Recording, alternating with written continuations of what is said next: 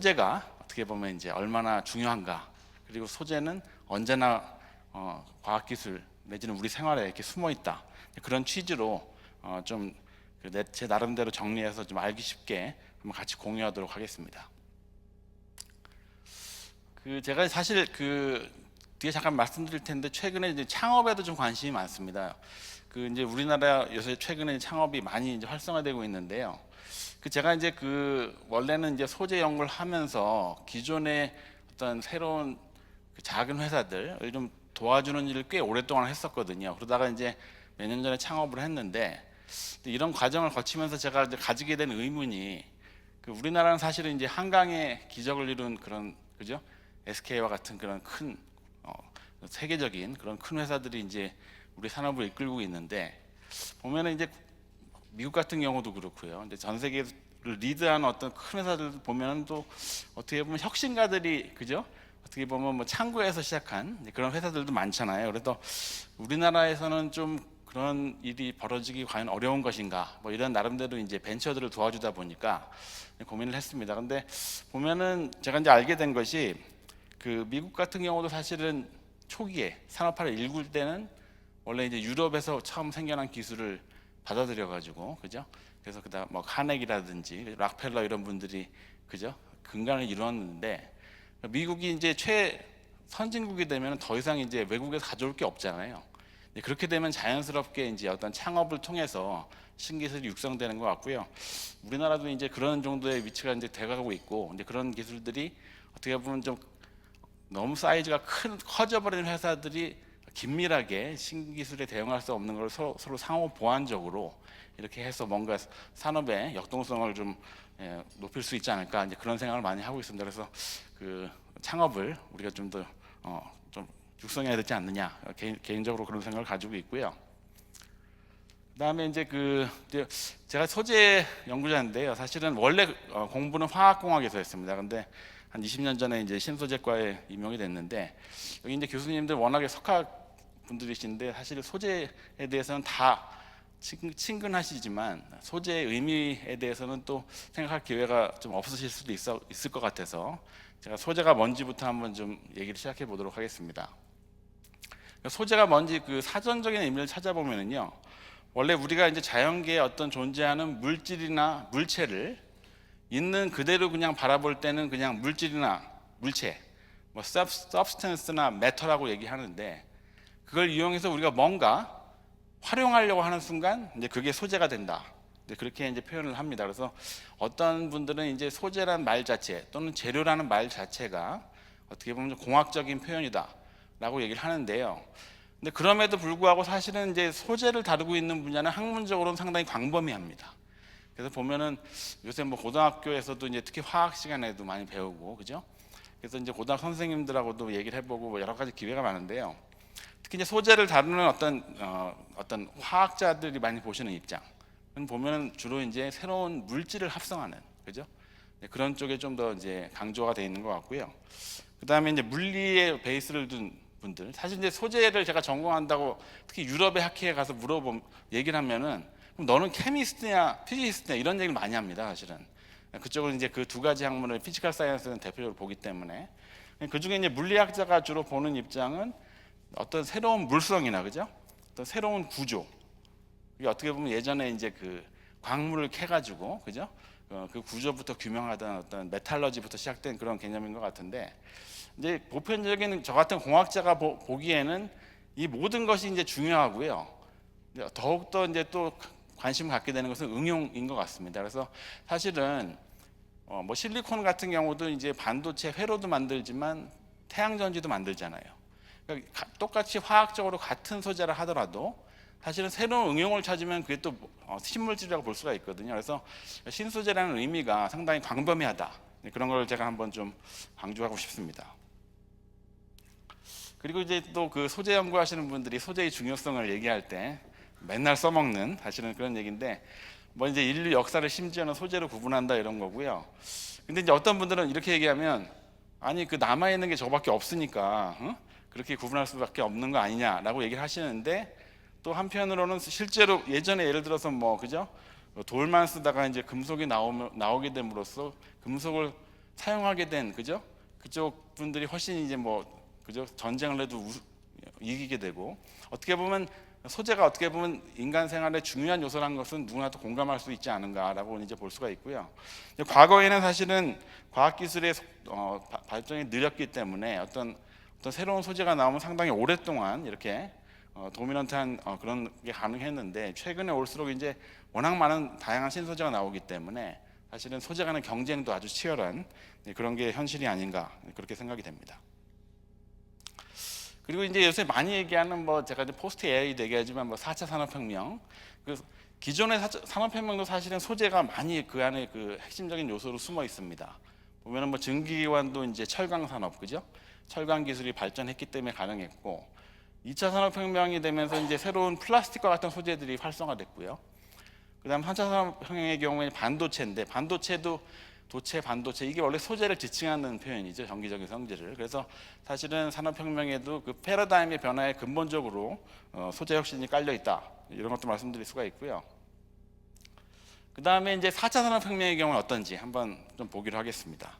우리가 이제 4차 산업혁명에서는 제일 중요한 요소가 AI와 이제 초연결성, 이렇게 얘기하는데, 사실은 AI에서는 그 최근에 화제가 됐던 그죠? 초전도체, 좀 이제 좀 해프닝으로 끝나고 있는 것 같긴 한데, 이제 이런 소재가 역시 이제 중요하다고 얘기하는데요. 사실은 이제 그 초지능을 넘어서서 초연결성 같은 경우는 모든 개체가 사실은 초지능에 연결되기 위해서는 아직까지 소재단부터 개발돼야 될 요소가 많습니다, 그죠? 그런 것들이 어떻게 보면은 뭐 4차 산업혁명에서는 하나의 어떤 딱 소재의 개념이 드러나지 않아 보이지만, 겉으로 보기에는 여전히 소재가 중요하다고 얘기할 수 있는 게 아닌가, 이렇게 말씀드릴 수가 있고요. 그럼 구체적으로 이제 어떤 소재가 중요한 것인가 보면은, 이제 초연결성을 우리가 생각할 때 특히 이제 그 각 사람이라든지 뭐 우리가 이제 애완용 동물도 있을 수 있고, 그죠? 이런 어떤 생명체들의 경우에는 웨어러블한 소재, 그 다음에 이제 생체 친화적인 소재, 그리고 이제 모든 사물에, 그죠? IoT의 이제 극한의 개념은 이제 모든 사물이 이제 연결이 돼야 되기 때문에 아주 작은 사물, 그리고 우리가 굳이 연결시켰다는 것을 드러내고 싶지 않은 사물에까지 다 숨길 수 있는, 그죠? 그런 소재가 있어야 되기 때문에 어떤 작은 소재, 초미세 소재, 그러면서도 기능이 좋은 소재, 이런 것들이 일반적으로 중요하다, 그렇게 볼 수도 있습니다. 그래서 이제 제가 소재 연구자고, 사실은 이제 뭐 4차 산업혁명 얘기 나올 때부터 이제 그때 사실은 소재하시는 분들이 상당히 좀 위기의식을 느꼈거든요. 왜냐하면 이제 소재는 더 이상 그러면 중요성이, 그죠? 약해지는 것이 아닌가라고 해서 고민하다가 이제 이런 나름대로의 어떤 생각을 정리했는데요. 그럼 과연 구체적으로 어떤 소재가 중요하냐, 이런 걸 이제 단적으로 물으실 수가 있잖아요. 그래서 제가 이제 꽤 오래전에 이제 정리한 것들인데, 방금 말씀드린 것 같은 웨어러블 소재, 그죠? 당연히 중요하고요. 그다음에 이제 요새 대두가 되고 있는 소재 중에 이제 스마트 소재가 있습니다. 과거의 소재는 사실은 좀 패시브하죠. 예를 들어 이제 기계적 강도를 위해서는 어떤 금속을 써야 되고, 뭐 전기적인 특성을 위해서는 어떤 반도체를 써야 되고, 이런 식인데, 요새는 이제 워낙에, 그죠? 미니어처화된 장치가 필요하기 때문에 어떤 소재들이 상당히 어떤 장치의 어떤 역할을 어느 정도 할 수 있는 똑똑한 소재가 좀 대두가 되고 있습니다. 그래서 그런 것들이 스마트 소재 또는 뭐 인텔리전트 소재라고 얘기할 수 있고요. 또 같은 맥락에서 과거의 소재들이 주로 한 가지 물성을 대표했다면, 요새는 다기능성 소재, 여러 가지 기능을 같이 할 수 있는 소재를 많이 얘기합니다. 그리고 이제 또 3D 프린팅과 같은 새로운 생산 기법 때문에 최근에는 맞춤형 소재도 많이 얘기합니다. 특히 이제 3D 프린팅의 어떤 극한적인 예로서, 어떤 우리가 바이오 잉크를 딱 프린팅을 하면은 그게 이제 막 자기 분화해가지고 생체 티슈가 되는 그런 상상도 해볼 수가 있는데요. 결국에 이런 어떤 궁극적인 3D 프린팅의 어떤 아이디어란 폼을 이루기 위해서는 그 잉크 자체, 그 소재가 얼마나 이제 발전될 수 있고 더 이제 개발될 수 있느냐, 그런 측면에서 이제 맞춤형 소재라는 개념이 대두가 되고 있습니다. 그리고 이제 경량 고강도 소재인데요. 사실은 뭐 이 경량 고강도 소재라는 것은 인류 역사 이래로 계속 추구해온 것이죠. 사실은 뭐 그죠? 가볍고 더 강한 소재는 뭐 그죠? 여러 가지 측면에서 우리가 이제 추구해온 것인데, 최근에 이제 그게 더 중요해지는 이유는 요새 이제 모빌리티, 그죠? 모빌리티라든지 좀 더 에너지 효율이 높은 로보틱스, 뭐 이런 어떤 고도의 장치들이 개발되기 위해서는 아무래도 더 가벼우면서도 더 기계적인, 그죠?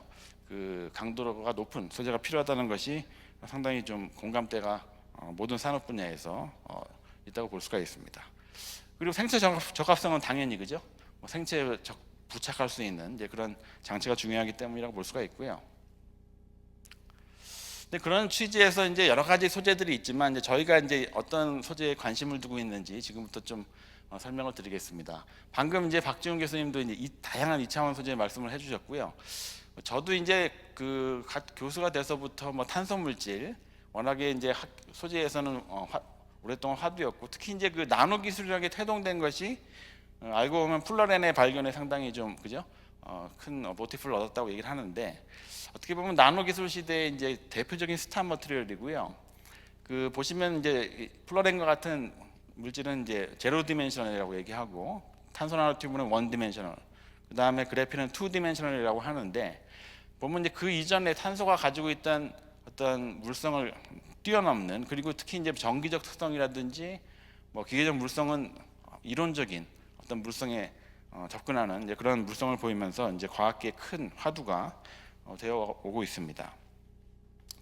근데 보시면 사실은 이제 그 원래 탄소란 물질이, 보시면 이제 물질을 우리가 뭐 무기물하고 유기물하고 이렇게 구분할 때 이제 탄소 화합물을 얘기하지만, 순수하게 탄소로만 된 물질은 우리가 이제 역사 이래로 두 가지가 이제 오랫동안 알려져 왔습니다. 보시면은 다이아몬드하고 흑연인데요. 두 가지가 이제 같은 탄소로 되어 있는데 이제 겉보기로는 많이 다르죠. 뭐 다이아몬드는 아주 강하면서도 값비싼데, 흑연은, 그죠?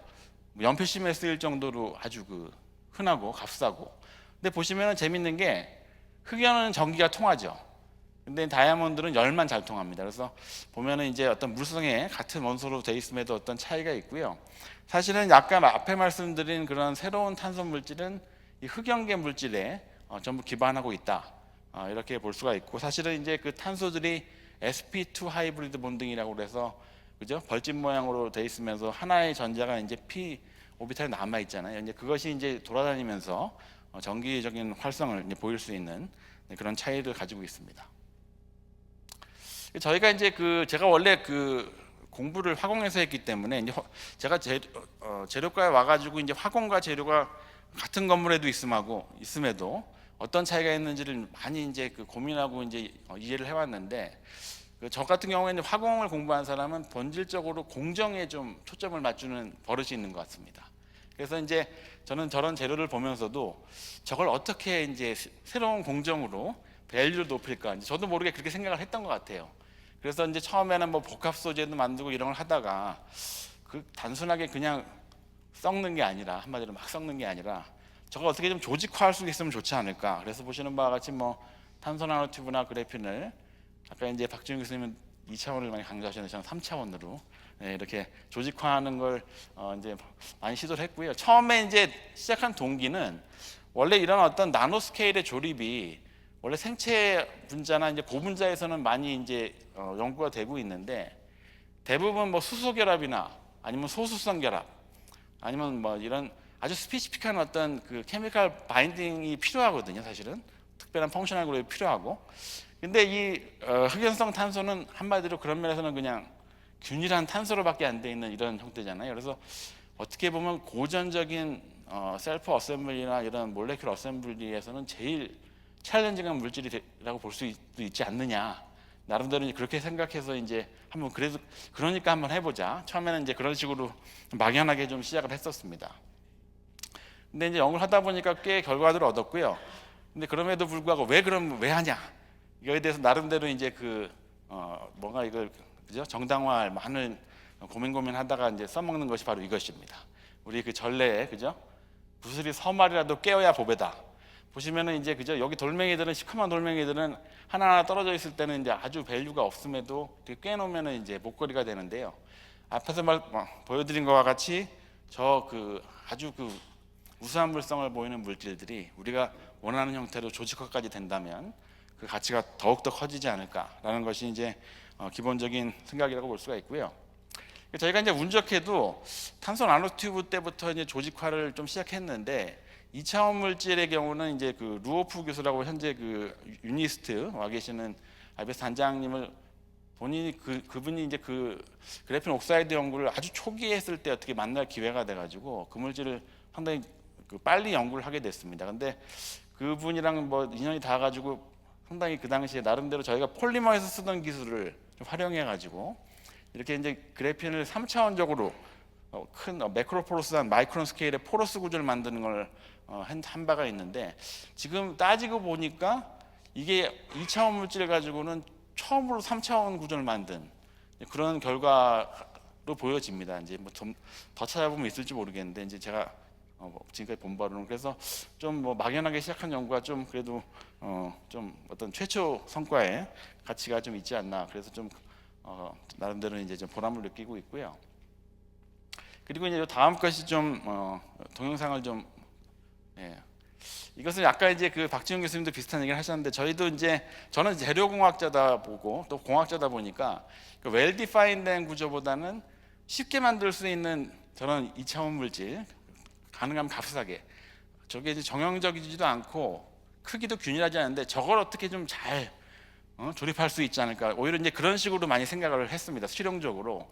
그러다가 이제 꽤 오래 전에 저희 그 지금은 동덕여대 교수가 된 심정원 박사가 발견한 건데요, 그 물 위에서 초고속으로 이제 그래핀 파티클이 결합되는 이런 현상을 이제 발견을 했습니다. 보시면은 이게 이제 여기 보시면 그 서피스 텐션을 좀 이용한 것인데요, 그 이제 몇 가지 솔벤트 조합을 일으키면은 서피스 텐션의 컨벡션하고 서피스 텐션의 액션 때문에 이게 이제 리얼 타임 무비거든요. 그래서 저 그냥 탄소 덩어리가 마치 무슨 생명체 같이 아주 빠른 속도로 조립이 되는 걸 보실 수가 있고, 지금 이게 딱 2분 정도 조립시키면 이제 10cm 직경을 갖는 그런 필름이 잘 만들어집니다. 네, 그래서 근데 이 연구가 처음 나왔을 때는 이제 많은 저널에서 리젝트를 먹어가지고 그냥 좀 이렇게 아쉬웠는데, 최근에 이제 맥신이라는 소재에서 또 씀필름 만드는데 한번 공동연구를 했는데 상당히 좀 인용이 많이 되고 있어가지고 그래도 좀 예전에 놓친 기회를 잘 살리고 있지 않나 해서 좀 보람을 느끼고 있고요.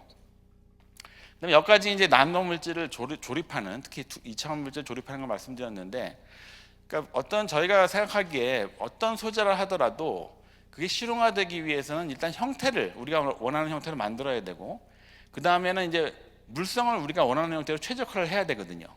근데 보면은 보통 그 반도체 회로 같은 경우는 반도체 리소그래피로 회로를 만든 다음에 거기 도핑을 해가지고 이제 일렉트리컬 프로퍼티를 모듈레이션을 하는데, 방금 말씀드린 조립이 어떤 나노 물질에서는 어떤 쉐입을 컨트롤하는 그런 단계라고 보면은, 우리가 이제 이 물질의 물성을 어떻게 우리가 원하는 대로 좀 조절할 것이냐, 이런 게 필요합니다. 그래서 저희는 그걸 위해서 이제 화학적인 어떤 모디피케이션을 할 수밖에 없다, 이렇게 보고 있고, 특히 이제 보면은 뭐 카본 옆에 있는 질소나 붕소 같은 걸 이렇게 도핑하는 이런 연구를 했는데, 그 사실은 이제 이걸 이중 원소를 도입하게 되면 아이디얼한 2차원 물질의 어떤 전기 전도도나 이런 거는 많이 좀 훼손이 되는데요, 반면에 이런 화학적인 어떤 특성이라든지 표면 특성이 활성화가 됩니다. 그러면 원래 그래핀 표면은 사실은 화학적으로는 이제 이너트하거든요. 그 반응성도 없고 활성이 없는데, 새로운 물질로 이제 완전히 그 기능이 변모되는 것이죠. 그러면은 이런 특성들을 이용해서 최근에는 이제 오히려 이런 탄소를 에너지 환경 쪽으로 아니면 바이오메디칼이라든지 이런 쪽으로 응용하려는 연구들이 이제 많이 활성화가 되고 있습니다. 그래서 이제 제가 방금 말씀드린 그 철학이 그거죠. 그래서 이런 탄소 물질들을 조립해서 그 형태를 최적화하고, 그 다음에 화학적 계질을 통해서 물성까지 최적화하면 우리가 원하는 실생활에 가까운 응용이 가능한 그런 소재가 되지 않겠느냐라는 것이 이제 하나의 큰 방향이고요.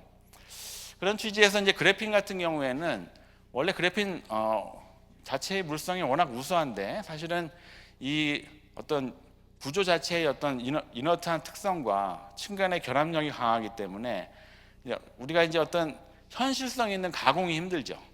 그래서 이제 그 당시에 그 초기부터 그래핀을 어떤 용액에 분산시키려고, 용매에 이제 녹이려고 하는 거죠. 그러기 위해 사람들이 산화 그래핀이란 걸 아까 루오프 교수가 이제 처음 제시하셨는데, 보시면은 이제 산화시켜 가지고 산소 기능기가 많이 달리게 되면 원래 이제 그래핀 구조에서 많이 이제 어떤 뭐 정기적 물성이나 물리적인 물성은 약해지지만, 가공이 쉬운 물질로 그런 형태의 어떤 프리커서로 우리가 변화시킬 수가 있고요. 이렇게 되면 실제로 어떤 물과 같은 용매에도 이런 그래핀계 물질을 용해를 시킬 수가 있습니다. 근데 저희가 이제 운이 좋게도 이 산화그래핀을 아주 좀 이렇게 신경 써서 잘 만들고 정제를 잘하면 저것들이 이제 판상의 물질인데 물에 잘 분산이 되면 저게 스스로 이렇게 배열이 되는 특성이 있다는 것을 알게 됐습니다. 그래서 이제 그것이 이제 산화그래핀 액정이라는 것인데요. 저희가 이제 제가 원래 액정 고분자라는 물질을 전공해가지고 이 액정이라는 특성을 좀 이해하고 있었기 때문에 이걸 발견할 수가 있었는데, 보시는 바와 같이 이제 액정은 말 그대로 액체인데 결정과 같이 이제 분자가 정렬되어 있는 것이거든요. 그래서 보시면은 이제 분자의 정렬 때문에 이제 광학적인 활성을 보입니다. 그것이 이제 어떤 새로운 그래핀이라는 물질의 어떤 단어와 이제 액정이 결합된 그런 어떤 형태가 최초로 발견이 됐는데, 그 당시에 이제 발견을 했으니까 저는 공대니까 특허도 하나 내놨습니다, 사실. 그래서 재밌는 게, 근데 그 전에 특허를 내면은 특히 미국 특허 같은 경우는 심사가 좀 오래 걸렸어요. 근데 이거는 꽤 짧은 기간에 거의 원한대로 이제 등록이 돼서 이게 나름대로 좀 신규성이 높은 특허를 냈구나라고 생각을 했었습니다. 근데 재밌는 것은 저희가 이제 이걸 또 개발해놓고 그 이후엔 또 다른 분야 연구하느라고 이제 특별히 많이 그 관련 연구를 못했었는데, 이걸 활용해서 이제 전 세계 다른 연구 그룹들이 새로운 그래핀 물질을 이렇게 막 개발하기 시작하더라고요. 그래서 실제로 보시면은 이제 그 그래핀 액정을 이용하면 그래핀 섬유를 뽑을 수가 있습니다. 탄소 섬유의 일종인데 훨씬 플렉서빌리티가 강하고 저온 공정이 가능한 값싼 그런 그레이드의 물질인데요. 특히 이제 중국에서 처음에 시작했고 또 미국에서도 해가지고 그게 꽤 이제 지금은 요새 상당히 섬유 분야에서는 전 세계적으로 유행인데요. 뭐 그런 물질도 나왔고, 그다음에 이제 실제로 그래핀으로 노벨상을 받은 맨체스터 그룹의 가임 교수의 제자 한 분이, 네어 교수라는 분은 이 그래핀 액정을 이용해서 멤브레인을 만들어 가지고 물을 수처리 물을 이제 필터링하는 거죠. 이런 걸 해가지고 이제 많이 연구를 하고 있고요. 뭐 저희는 이제 이 물질을 이용해서 3차원적인 전극이라든지 또 이런 걸 만드는 걸 또 했고요. 또 국내에서 성균관대학교에서 이제 송장근 교수님은 LCD를 한번 만들어보는 그런 연구들이 막 이제 나오더라고요. 시간이 좀 지나니까. 그래서 이제 보시면 왜 이게 관심을 끌었는지 따져보면은, 알기 쉽게 말씀드리면, 원래 이제 이 그래핀이라는 게 좀 단순화시키면 이렇게 판상의 물질이라고 볼 수가 있거든요. 이게 이제 액정이란 게 되면 이렇게 액체 속에서 자유도가 있으면서도 어느 정도 배양이 돼 있습니다.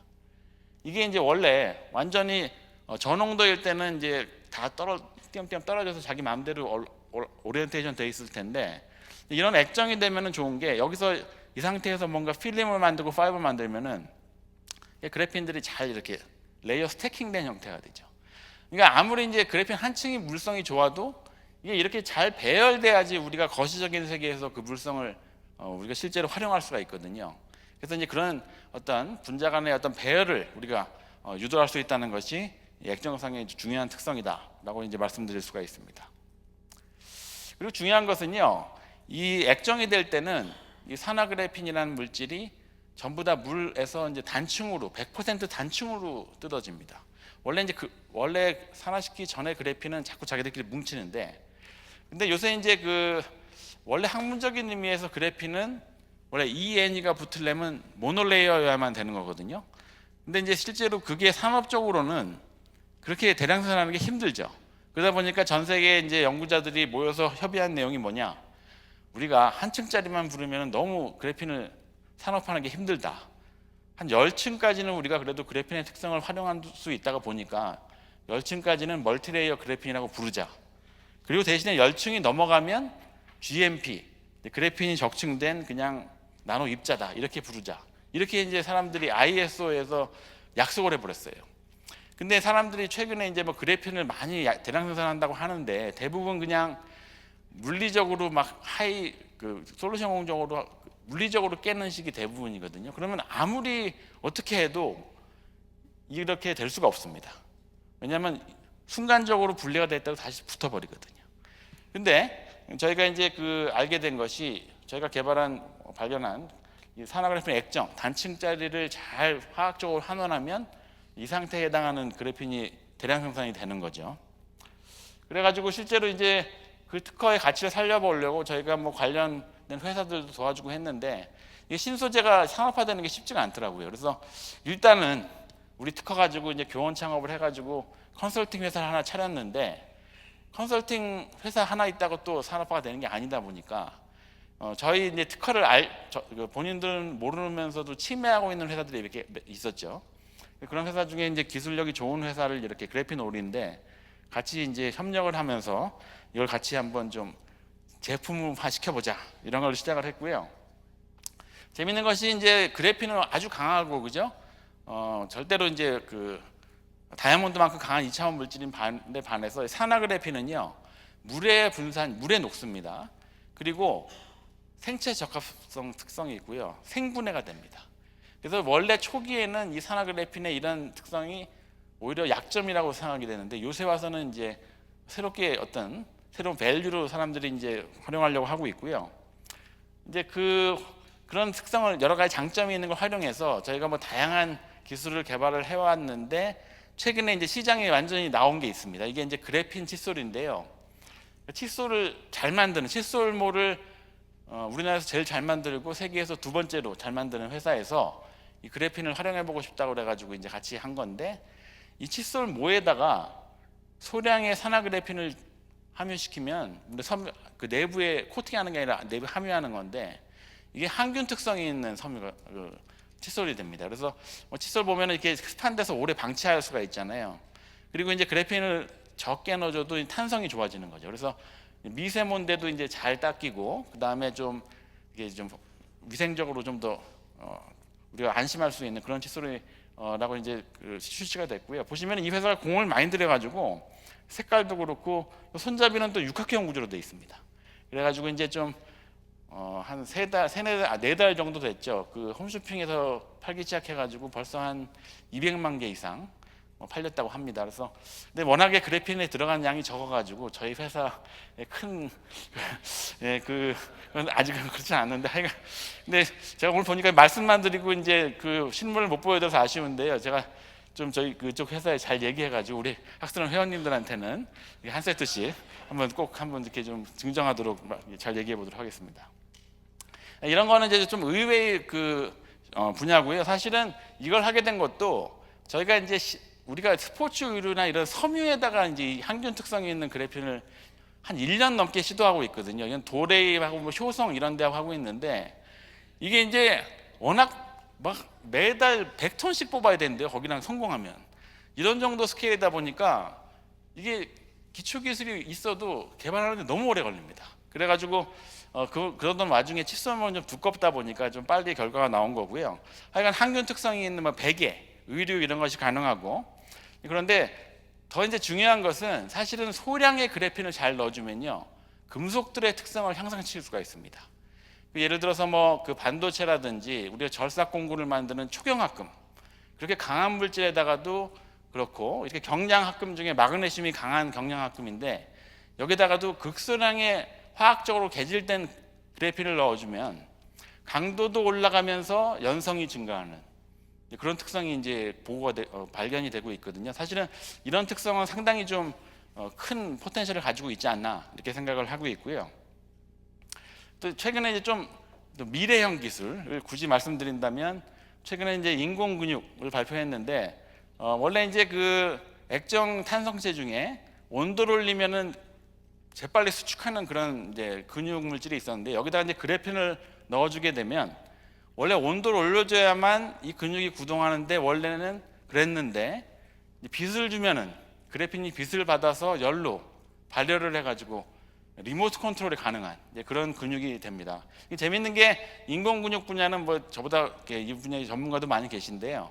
특히 이제 섬유형 인공 근육의 경우에 뭐 아주 힘은 좋은데 힘은 좋다 이런 식으로 해서 논문은 나왔지만 사실은 뭐 얼마나 많이 줄어드는 속도는 어떠냐, 힘이나 에너지는 어떠냐 이 모든 측면에서 생체 근육보다 나은 건 아직까지 없었다고 그러더라고요. 근데 저희께 그걸 의도한 건 아닌데 어떻게 이 조합이 이 컴포짓 섬유가 이제 그런 모든 측면에서 그 나은 특성을 보여서 좀 그래도 보시는 바와 같이 이제 사람 그 알통이 이렇게 딱 나오는 이제 그런 형태죠.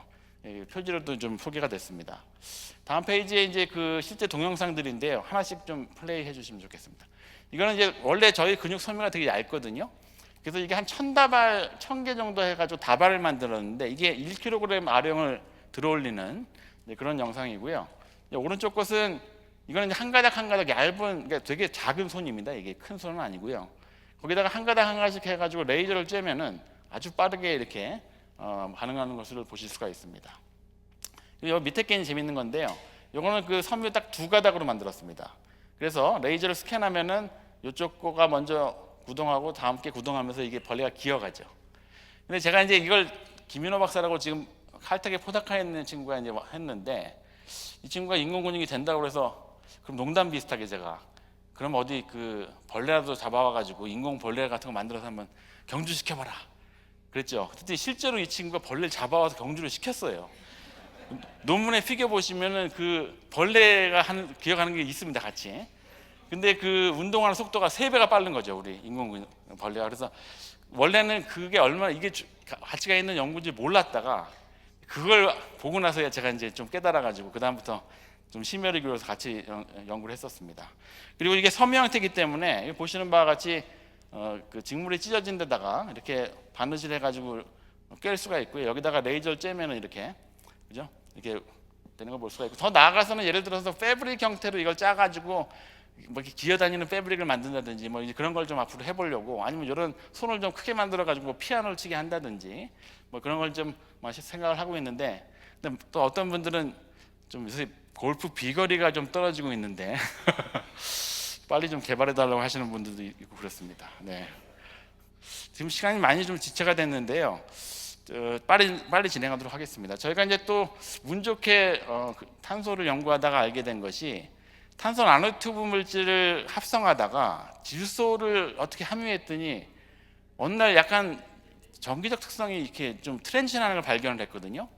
그래서 그거를 그때 학교에 이제 이론가로 처음 오신 김영현 교수님, 저랑 동갑이신데 같이 논의를 했더니 그게 바로 이거라는 것을 같이 이제 실험적으로 이론적으로 이제 그 증명을 하게 됐습니다. 그래서 실제로 이제 FEM4라고 해서 헤모글로빈의 구조가 유사한데요. 이게 이제 이론적으로도 제일 안정한 구조고, 이게 이제 촉매가 된다는 것도 실험적, 이론적으로 다 규명을 했는데, 이걸 해놓고 또 이것도 또 계속 못하고 다른 연구하다가 막 몇 년 지나고 보니까 외국 다른 분들이 얘기를 해줬는데 이게 싱글 아톰 카탈리스트의 초기 형태라 같다고 그러시는 거예요. 그래서 이제 그제서야 다시 되돌아봤더니, 저희가 이 논문 발표한 몇 달 후에 중국에서 세라믹에다가 메탈 하나가 박힌 게 싱글아톰 카탈리스트라는 제목으로 네이처 케미스트리가 나왔어요. 근데 요새 보면 싱글아톰 카탈리스트 연구가 오히려 메탈 M4 구조가 많거든요. 그래서 저희가 이제 어떻게 보면 제일 처음 게 중에 하나인가 아닌가 이제 그렇게 생각이 되는데요. 그래서 저희가 이제 원래 이 연구 하기 전에 탄소 쪽에서는 질소를 도핑하면 옆에 있는 탄소가 그 촉매가 된다는 것을 리밍다이 교수님이라는 분이 오래전에 발표한 바가 있거든요. 그래서 그것과 비교해서 저에게 어떤 차이가 있는지 그걸 갖다가 좀 설명하면서 어떻게 나름대로 싱글아톰 카탈리스트가 발견됐는지 좀 주장을 한 바가 있습니다. 그래서 저희께 어찌됐든 간에 메탈 아톰 사이트 자체가 촉매가 되는 것은 우리께 처음이다. 그래서 좀 주장을 해본 바가 있습니다. 그리고 또 이제 탄소도요. 또 이것도 한 10여 년 전에 LG화학하고 한 건데, 도핑을 잘해주면 또 이제 이런 다른 실리콘 입자 이런 거하고도 이제 잘 궁합이 맞아가지고 응급제로도 쓰일 수 있고 여러 가지 장점이 많습니다. 그래서 보시면 결국에는 그 원래 이제 그 2D 머티리얼이 원래 많이 관심을 끌었던 분야 외에도 앞으로도 이런 분야들이 여전히 살아있다라는 것을 저희가 좀 주장을 하고 있고요. 최근에 초청 리뷰를 하나 써달라고 해서 그런 내용으로 발표를 한 바가 있습니다. 그리고 이제 다음 주제가 하나 더 있는데 너무 지금 딜레이가 됐는데요. 빨리 진행하겠습니다. 그 1분 내에 끝내주셔야 될 것 같습니다. 알겠습니다. 네.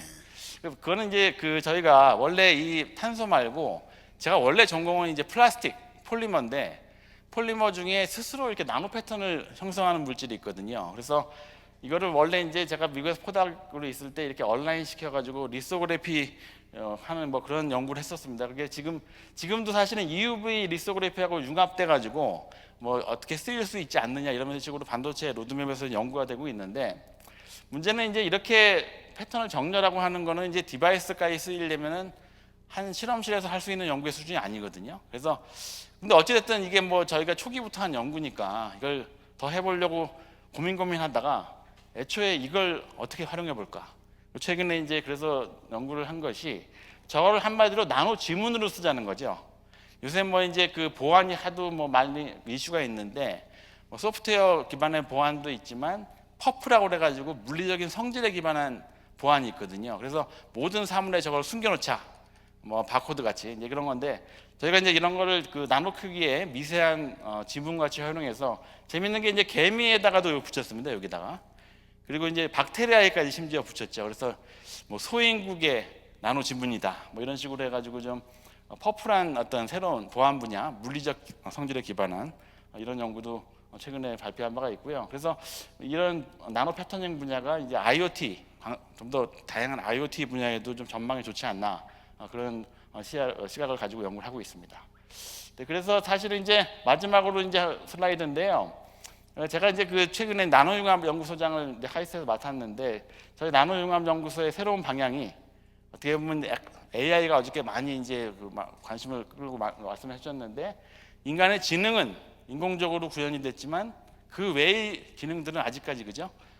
많이 이제 좀 미개척 분야인데 뭐 센싱이라든지 이런 아까 인공근육과 같은 물리적인 능력도 인공적으로 극대화시키자 이런 취지로 연구를 하고 있습니다.